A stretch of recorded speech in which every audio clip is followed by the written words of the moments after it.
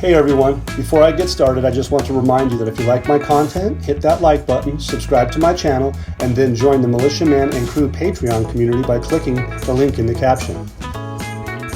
Hey, good evening everybody, Militiaman and Crew.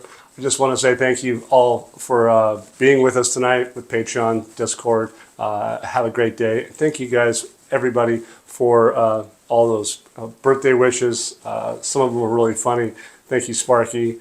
A few other of you guys have me on the beach sipping koozies, I guess. That's all good. But anyway, it's a pleasure. I hope everybody has a happy birthday throughout this year. And maybe one day someone's going to go, we have what we want on one's birthday. So, but anyway, we're going to get into some stuff here in a few minutes. So bear with me.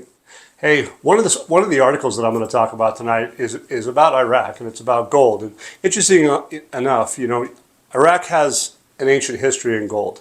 I mean, they're talking about stunning artifacts from the ancient city of Ur, Nimrod. They showcase Mesopotamia's masterful craftsmanship, okay? So gold's nothing new. But you know what? Today, in one of the articles, it's the 2025 Gold City Project.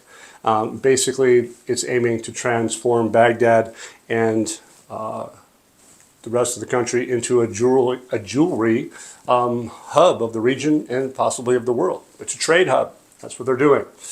So I'll get to this next article. But first, a word from our video sponsor tonight, Noble Gold. You're probably thinking your 401k is safe, that it'll be enough for your retirement. But what if it's not? Here's the truth. Your 401k was never designed to make you wealthy. It was created in the corporate boardroom to shift retirement and investment risk onto you. Designed to keep your money trapped, exposed to Wall Street crashes, inflation, and uncertainty you can't control until now. Americans are taking back control by turning to real assets like gold. Noble Gold Investments has helped thousands protect their future by converting part of their retirement savings into physical gold.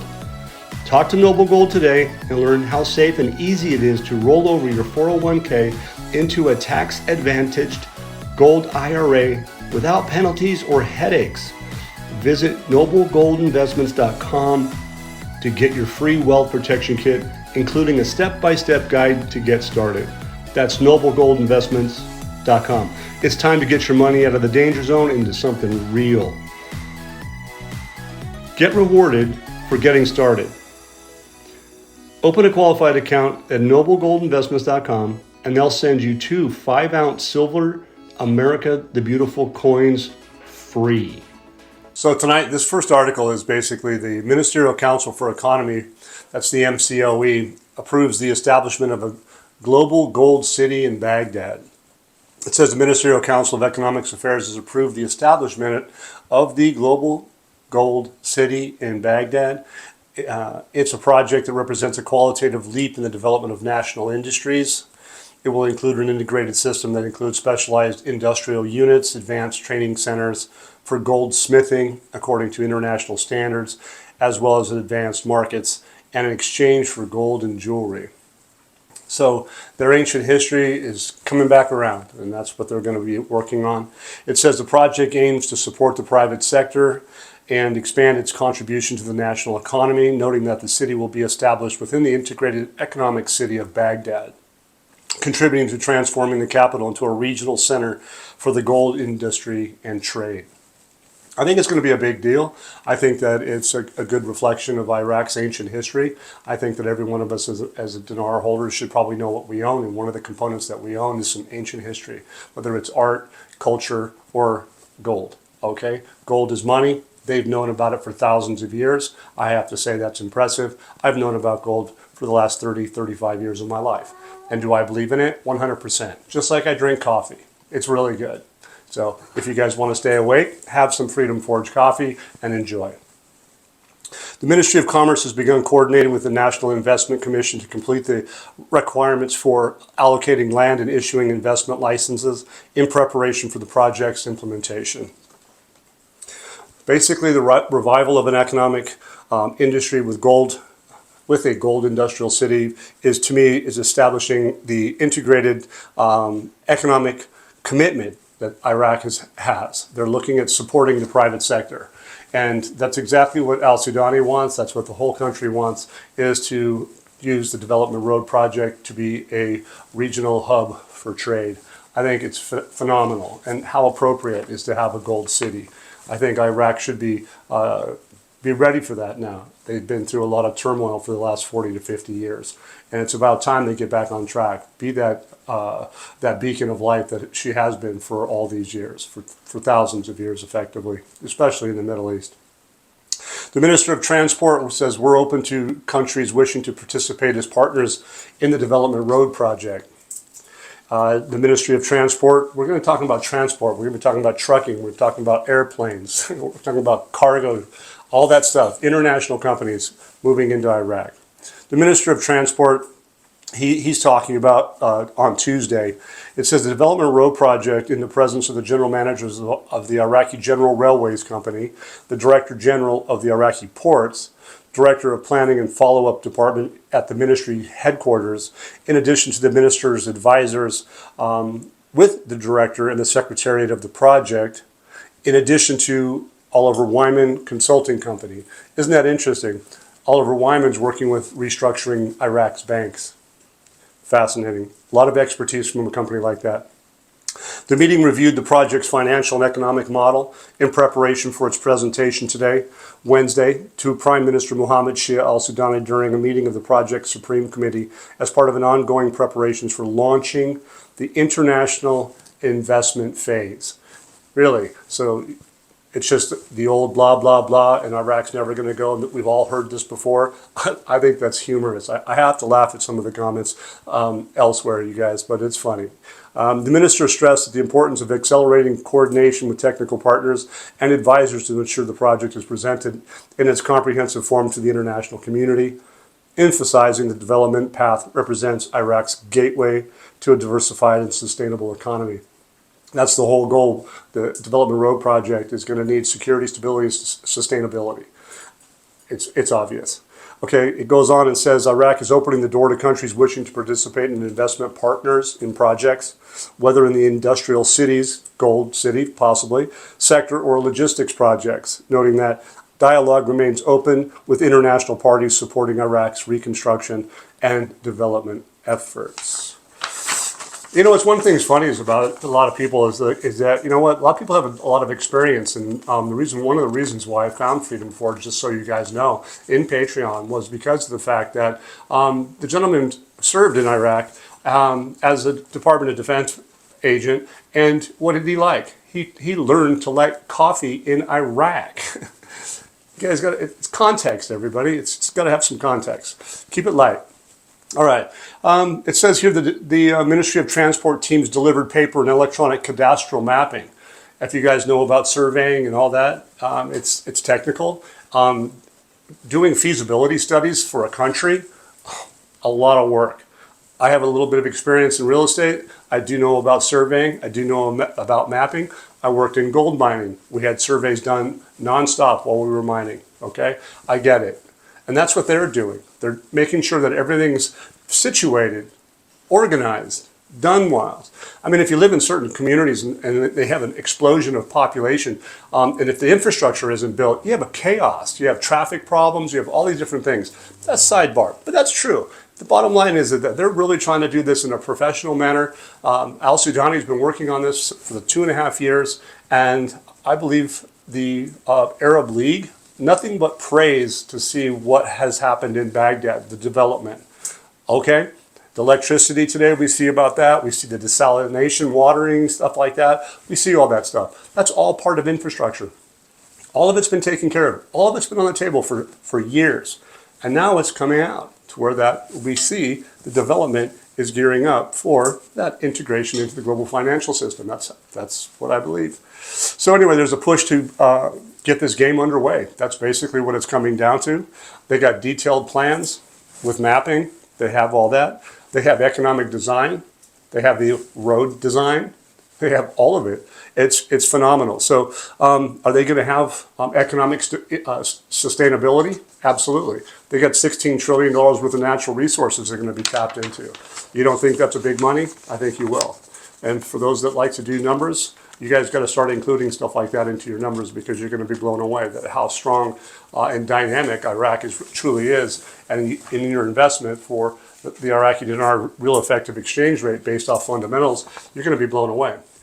Whether they do a specific rate, a high one or low one, or whatever rate they decide, that's going to be on them. And obviously the stakeholders. Don't forget those guys, because they're powerful. They are the largest entities in the world. And so obviously Iraq's had the guidance. And I mentioned one name, Oliver Wyman.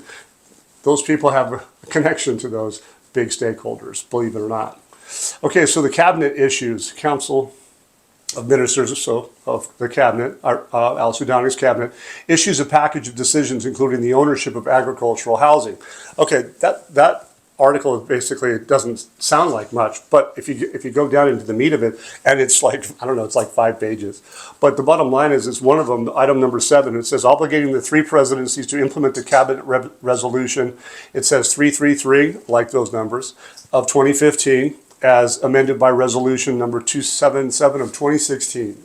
You guys can look it up. But it says, in the field of simplifying and unifying trade procedures, the Council of Ministers approved it.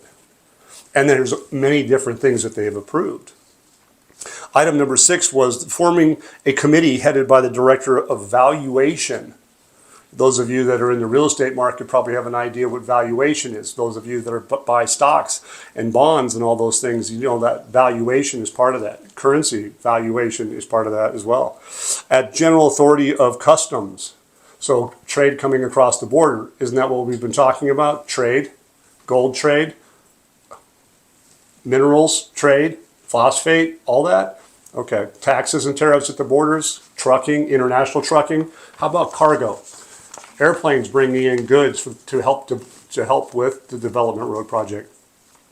Okay, anyway, they're going to talk about in each case is individually, provided that the committee completes its work within a specific time frames. Isn't al-Sudani always talking about specific time frames, being really adamant about that? I think he is. It says, regarding the simplification and organization of import procedures and the development of collection of non-oil revenues. Isn't that what Baghdad's trying to deal with Erbil on? Non-oil revenues? Did they not just kind of get an agreement and finally start working that out? I think they did within the last 24 to 48 hours or so. It says the Cabinet approved the Advanced Customs Declaration to be one of the requirements for the external transfer of imported goods and merchandise and related service fees exclusively, and that importers are obligated to submit the Advanced Customs Declarations to banks issued by the Asikata system. Isn't that a global system? Yes, it is. And continuing the quick access code, QR codes, really? So they can change prices real fast, like within hours even? Yeah, pretty sure they can. One of our members, she's a wonderful lady. She told me a lot about how that works, and I think it's very powerful. With an issuance validity, oh, and thank you. And I think she knows who she is if she's watching tonight. Issuance validity system through our platform. Banks also refrain from making external transfers to the importing company unless they are provided with the Advanced Customs Declaration. And banks include the Advanced Customs Declaration number in the transfer system, SWIFT. Yeah, a lot of countries are moving to the SWIFT, the ISO 20022, aren't they? They sure are. Why? Because it's going to be digital, it's going to be fast, and it's going to be on a global level. And then how about those, remember those 11 banks just the other day? They told us what the positive banks, there was 11, but there was 13 banks that weren't involved. Why would that be? Because they didn't play by the rules? I wouldn't be surprised. Okay, but it talks about a little bit more. It says in the same file it was agreed to exempt HKN Energy. Where are they at? What are they dealing with? Weren't they with Virgos? I can't remember the name, you guys. It's one of those names that's difficult. But it was $110 billion that these guys are dealing with. And so HKN's big. That one I was trying to mess up, big. I think that was like double what HKM put in. And then there was GE involved with that 110 billion. And so you got to take it seriously. They're not going to move in with that kind of money if they don't have security, stability, and sustainability. They're just not going to do that. And now look who they invoke. It says that Ministry of Oil to sign a non-binding financial and legal agreement, so it's non-binding, but it's a financial legal agreement of principles with the American company Chevron. I think Chevron's a pretty big energy company, if you probably believe that as well. For the purpose of proceeding with negotiations with regarding projects that in the Nasiriyah district consisting of 4 exploration blocks, A, B, C, D, and the development of the Balad field, and any fields or exploration blocks agreed upon by the 2 parties. So Chevron, HKN, I wish I could get that Argos, that name, but I can't, right? But anyway, you guys can probably put it in the comments and tell me which one it is. It says in the completing stalled suspended projects, the Council of Ministers decided in the following. So suspended projects, but they've agreed to get them rolling again. It's the Council of Ministers of Finance to sign a memorandum of understanding between Iraq and the International Air Transport Association, IATA. And you guys did see an article about that the other day that talked about the specific countries that are bringing in massive amounts of cargo into Iraq's airspace. Big deal. So anyway, but this is talking about the IATA and its activities in Iraq with the aim of adopting the billing and settlement system in Iraq for all air travel activities. So it's not just passengers. We're talking about everything. And so anyway, the Council of Ministers to me has been busy. They've got a lot of things on their plate. And so the big items of this interest was the ISCUTA system, the SWIFT system, HKN, Chevron, legal binding issues, etc., things of that nature, even understandings, air travel, all air travel tech activities. That's big. Because why? Because they're going to have international trade. They're going to be needing all that stuff. And obviously, at some point in time, when they're allowed into the international financial system, they're going to have a real effective exchange rate to do all this business, especially electronically. And that SWIFT system is probably going to be part of that. In fact, I believe I know it is. No, I said I believe. The coordination framework confirms its full support for the Baghdad and Erbil agreement on financial and oil issues. The coordination framework. They're obviously, it's a political situation. So they're all obviously on board now. Really?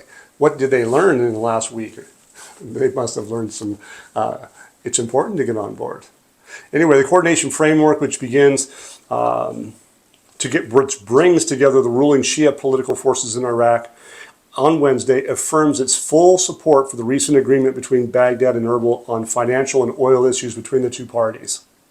The coordination framework during its meeting on Monday announced its support for the recent Baghdad-Erbil agreement regarding salaries of financials and oil salaries. It says, we support this latest agreement as a result of the salaries of the region's employees for May, which were launched by the Federal Ministry of Finance, and there are ongoing dialogues between Baghdad and Erbil.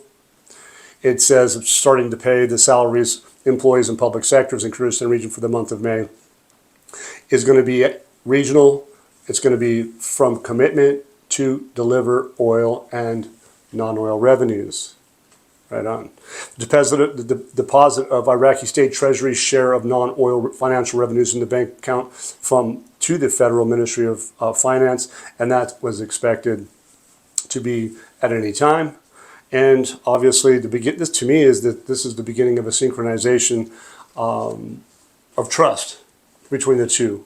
I obviously think that obviously if they're going to be monitoring this, you're going to do this, I'm going to do that, and they're going to do kind of like baby steps, if you will. It's going to be good, but it's underway, and you're going to find there's an article out today that talks a little bit about that. But basically, the delivery of global trade oil through the Cyan pipeline, we haven't seen that yet. It's been over 2 years. They've lost tens of billions, probably up to 30 billion. And why have they done this? Well, because they had problems, of course, but they also had new systems coming into play. And they also have 2023, 2024 budget schedules, which includes Article 12 2C, which likely holds that answer. I believe that Taif Sami, Finance Ministry, she knows full well what I'm talking about. Or I think I know what she's doing or talking about. So obviously we've seen the salaries starting to be paid. And here's this article. It says, Kurdistan Finance Ministry announces May salary release date. Okay, so what does it go on to? It says, the ministry will begin dispersing salaries to Kurdistan region employees for May 2025 tomorrow, on Friday. It says when May salaries are paid, this means that salaries for the following months, June, July, will also be paid. So keep in mind, there's an operational side of the tripartite budget, and there's an investment side, and those are all related to the citizens. Anything above that and beyond that investment-wise is going to be outside that, which is going to be reflective of Article 12.2c, which is 2023-2024 budget schedules that have yet to be exposed. You guys, I'm hammering it home because we haven't seen it yet. This is my opinion, okay? But it's in print. This is what we believe, and I think you guys should take it seriously. If we turn out to be wrong, well, don't shoot the messenger, but this is in print. But anyway, to me, it just seems interesting that salaries also are going to be paid on a Friday. I don't know if anybody ever remembers salaries being paid on a holy day. Fascinating. So we'll see what happens. And then here's an article called the Ministry of Transport. I talked about transportation. It's just going to be a little bit of a backup to what I just got through talking about a few minutes ago. The Ministry of Transport is implementing a comprehensive roadmap to restructuring air routes. It says the ministry is working to restructure the airspace, develop the airspace infrastructure, raise its operational efficiency. It has adopted a comprehensive roadmap consistent with international standards in air traffic management to increase flight density and achieve greater flow in this field. In addition to enhancing aviation safety in conjunction with the return of international companies to use Iraqi airspace. The return of international companies. Greater flow, achieve greater flow. Really? Wonder why that's going to be. So this gentleman goes on and says, implementing strategic plans to develop air navigation services in line with international standards in coordination with the International Civil Aviation Organization is to increase the attractiveness of Iraq airspace to industrial airlines. Not industrial, international airlines. In addition to expanding the horizons for technical cooperation with regional partners and affirming Iraq's leading position as a key air link in the region. It goes on and talks about the General Company for Air Navigation affiliated with the Ministry of Transport announced the day before yesterday the return of 7 international airlines to Iraqi airspace. It was a German cargo, Swiss Air, Lufthansa Air X, Qantas Airlines, Giant Cargo, LOT Polish Airlines, and Wizz Air Abu Dhabi. So obviously those are some pretty sophisticated countries, and they're going to be doing business in Iraq and or through Iraq in some shape or form. To me, this information is very telling. International cargo airlines have returned to Iraqi airspace to do business. And again, a couple of days ago, we talked about that. And obviously, you can find these articles in Patreon with Militiaman and Crew, the ones that I speak of, and the ones that I have in print. You can find them. So come on in, everybody. All you folks on the sidelines, you're more than welcome to join us while this goes on. Iraq's ambassador to the UAE, government's engagement in international partnerships strengthens its presence in the energy future of Iraq. And so it's a lengthy one too, but I'm going to go to just a couple key points. The report highlights the promising opportunities that Iraq possesses, including the abundance of natural resources. I think we talked about that. Iraq has a lot of natural resources. We won't get into all of them again. But the interest of, and at the interest of international partners, they keep focusing in on international partners, Iraq has already began taking strategic steps represented by the signing of important investment contracts, international and national companies, including Total. It's another big name, isn't it? A big name. Total Energy. How about this one? Power China, Aqua Power. In addition to construction and development projects with the Emirati company Masdar, which represent an important addition to the national energy mix. It says the most prominent feature of this report is the ability to chart a practical path towards a balanced energy future based on sustainability, economic sovereignty, and diversity, linking Iraq's development goals and global transformation paths thus consolidating its pivotal position in the regional energy landscape and strengthening its presence in maintaining sustainable energy future at that regional level. Iraq's engagement in international partnerships strengthens its presence in the energy future. I don't know you guys, but to me it's quite clear. Iraq is embracing its natural resources, international partnerships. She has vast natural resources with the mainstay, and it will be the mainstay of Iraq's energy future and obviously her trade sustainability.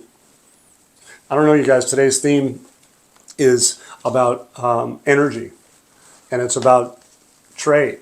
It's about transport, air, land, sea, all of those things. The Development Road Project includes the Port of Faa, which is going to be one of the largest ports in the world for trade. I think definitely one of the largest ones in the Middle East for sure. But very big. So enjoy. Thank you for being with us. Thank you for being with me. If you like my content, please do me a favor, like and subscribe. I do appreciate that. And thank you all for being with us and being so supportive. It really does help. Once again, guys, don't forget to hit that like button if you like this content. Subscribe to the channel or join us at the Militiaman and Crew Patreon community for even more exclusive content. You can also donate to this channel by hitting the links in the banner to help keep this page up and running. Your generous support is greatly appreciated as always. Much, much appreciated. Thank you so much and have a great day.